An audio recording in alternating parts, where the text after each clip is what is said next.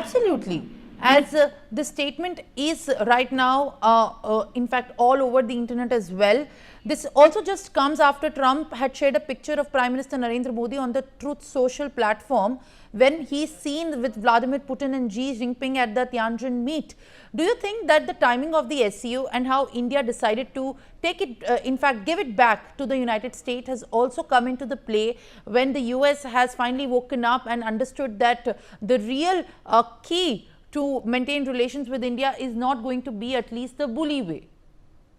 Yes, though I may caution here that the improvement in ties between India and China had started last year in October, when Prime Minister Modi and President Xi Jinping, they met at Kazan in Russia at the time of this BRICS meeting. And so thereafter, there have been a number of other meetings at ministerial level. So this process of improvement of ties with China is somewhat old and is not immediately linked to what has happened in our ties with the United States.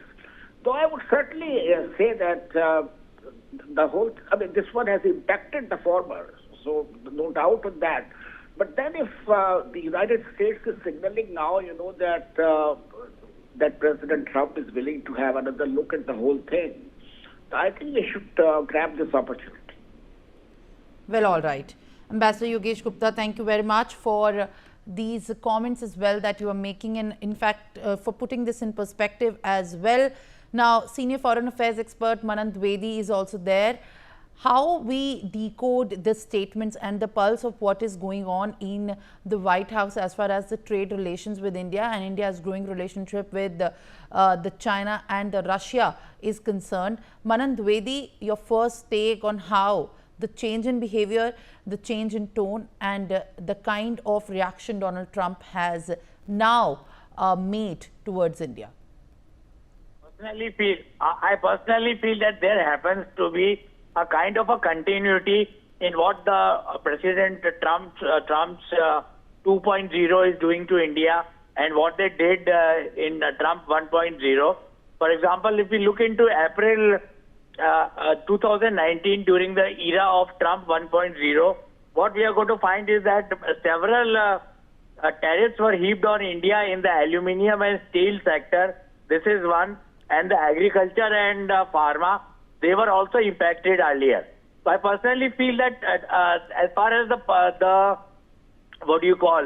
sentiment of the tweet is concerned, we should wait for the mini trade deal which might be negotiated, but that also happens to be a problematic problematic scenario, because what we have seen is that it was supposed to be negotiated by August and in September, and that has not happened.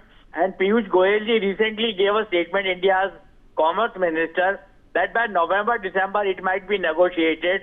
So even the government is not very clear or very gung-ho about it. So I personally feel that the general hard work which has been done to strengthen the India-US relationship in the last 30 years might be affected very gravely. And apart from that, the economic impact on India's MSMEs, smaller entrepreneurs, and India's exporters in certain sectors are going to be gravely affected.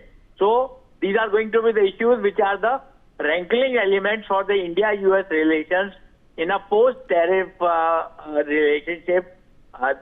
This is how I would look at it.